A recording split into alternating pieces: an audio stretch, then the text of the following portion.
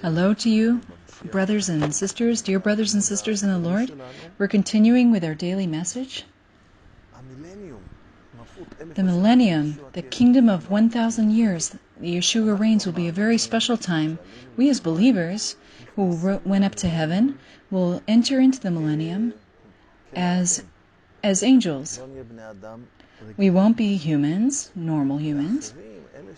And others, those that have survived all of the plagues and all of the punishment that falls upon the earth during the time of the Antichrist, those that will survive, I've calculated it. I don't teach it as a solid number, but I've calculated that about 90% of humanity will be erased, and the 10% that will remain will be normal humans. But as we see, they will live once again for the 1,000 years. Just as they lived in the first 1,000 years, at the beginning of time, their length of life will be 1,000 years. So, first of all, about us, let's read in Matthew 22, verse 30, we read the words of Yeshua when he was asked. The context is, when will the resurrection be, or will there be a resurrection? And I'm not going to go into all the detail, but in verse 30, Yeshua says this, Matthew chapter 22, verse 30, "For in the resurrection they neither marry nor are given in marriage, but are like angels of God in heaven." So we who have risen up to heaven and have gone through the judgment of the Lamb and attended the wedding feast of the Lamb, we come back down to the earth with Yeshua as he comes down to destroy and to fight against the Antichrist. We are going to come with him in our heavenly bodies, bodies that can stand before the presence of the Lord, and these bodies will be as angels, and they will be different from what we know now. But the rest of humanity, we read in Isaiah, verse chapter 65, from verse 18 to 25. The context here is the millennium years. It says, "But rejoice and be glad in what I create, for behold, I create Jerusalem as a rejoicing, and her people a joy. I'll rejoice in Jerusalem, and joy in my people. The voice of weeping shall no longer be heard in her, nor the voice of crying. No more shall an infant from there live but a few days, nor an old man who has not fulfilled his days.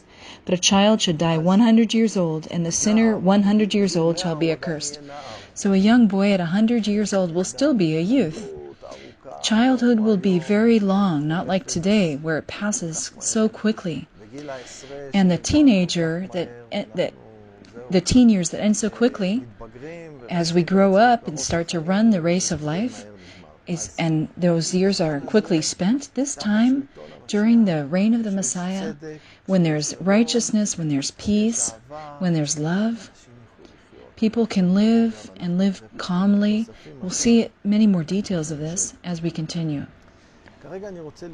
Now I'd like to turn to Isaiah chapter 60, verses 4 and 5. And then we'll continue further as we read the rest of the chapter.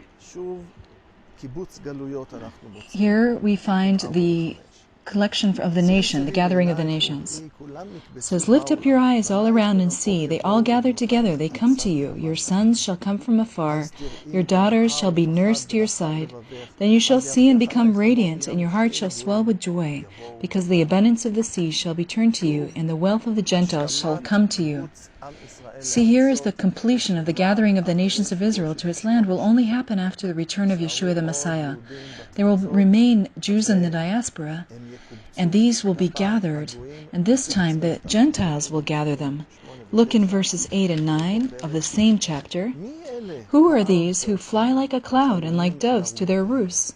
Surely the coastlands shall wait for me, and the ships of Tarshish will come first to bring your sons from afar, their silver and their gold with them, to the name of the Lord your God and to the Holy One of Israel, because he has glorified you." So this time, this gathering of the nations will not be like what happened with the Iraqi Jews that had to leave all of their gold and their wealth behind and come with only their shirt on their back and their lives in their hands, or my father who survived the Holocaust, who lost all of his possessions, all of his stuff was destroyed by the Nazis during World War II, and he returned with a few small suitcases of the possessions that he gathered for himself after the Holocaust. No, this time it will be different. This time the Gentiles will be concerned for and will make sure that those that return to Israel will come with all of their money, all their gold, and all their possessions. In verses 10 and 11, we see that the sons of foreigners will build up our country. The sons of foreigners shall build up your walls, and their kings shall minister to you. For in my wrath I struck you, but in my favor I have had mercy on you. So when God was angry, then the Gentiles came, the Assyrians, the Babylonians, the Romans and others, and destroyed and obliterated. But now when God is shining his face on us, the Gentiles will come to build, and this is already happening to a certain extent today, as Israel is enjoying finances and donations that come in from people that come and build and do.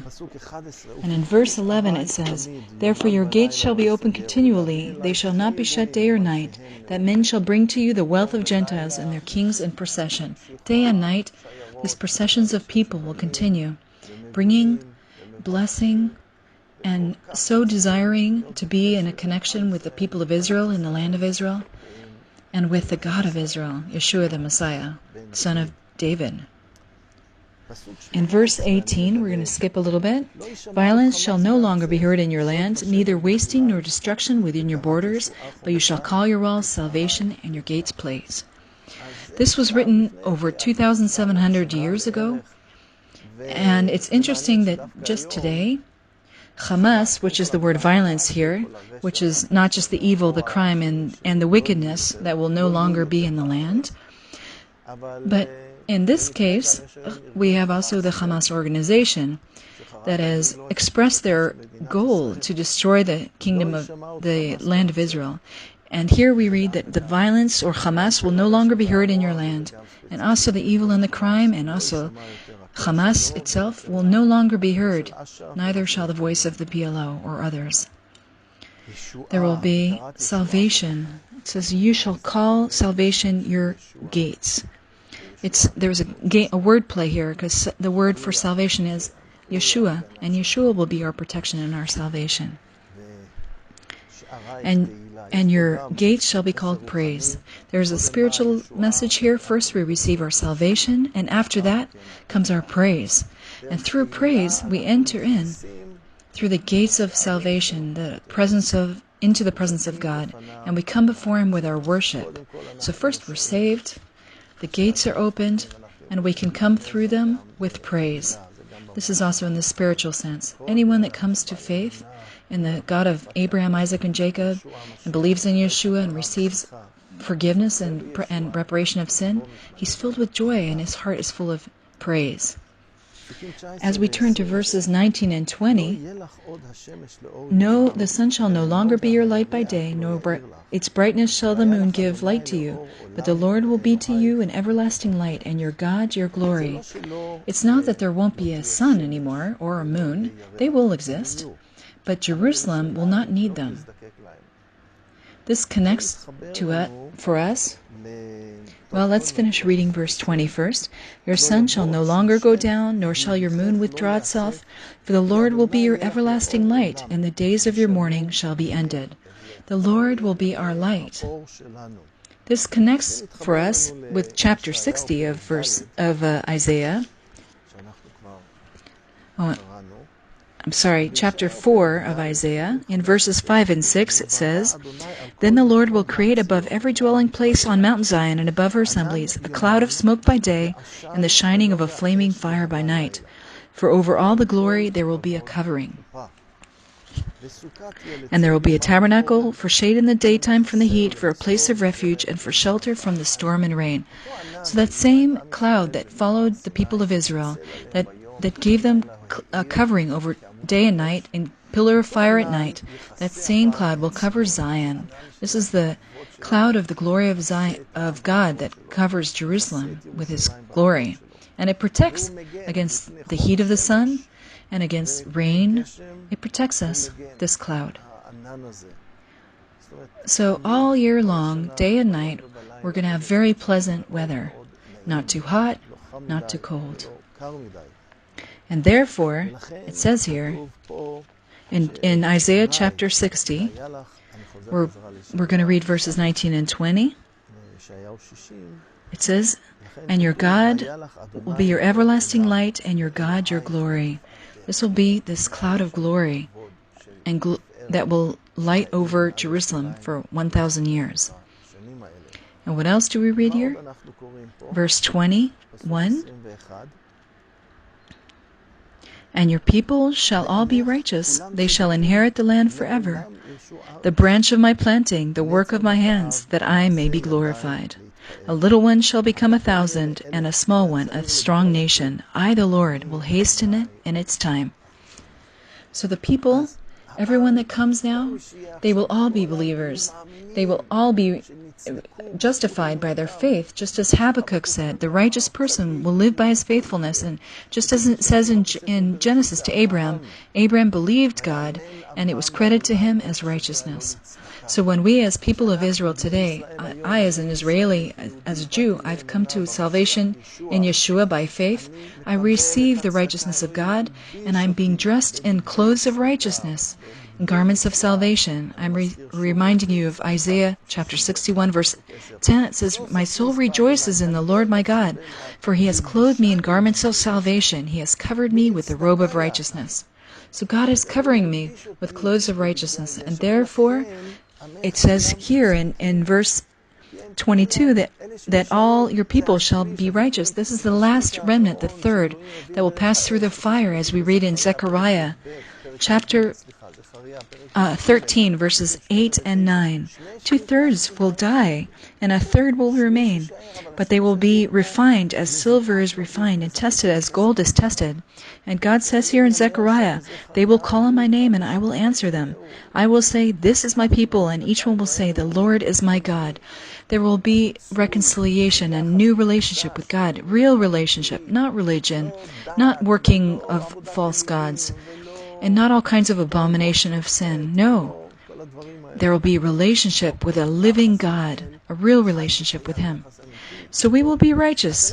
And this connects with what is written in Isaiah chapter 4, in verse 3, where it says, "And it shall come to pass that he who is left in Zion and remains in Jerusalem will be called holy, everyone who is recorded among the living in Jerusalem. Only those that believe and their name has been written in the name of life, as written, as Jesus said to his disciples in Luke, 'Do not rejoice that the demons obey you, but rejoice that your names were written in heaven, in the book of life.'" So in Jerusalem, only those who are believers will remain, who believe in Yeshua, whose name is written in the book of life, because their lives have been dedicated to God and given to Him, and they will be called holy, all those who are written in the book of life. And all of your people will be called righteous. That will be the reality in Israel, in the millennial kingdom, and the reality of how the Gentiles will treat us. There are many more wonderful prophecies that we'll speak of tomorrow. So I wish you a blessed day, brothers and sisters. Shalom.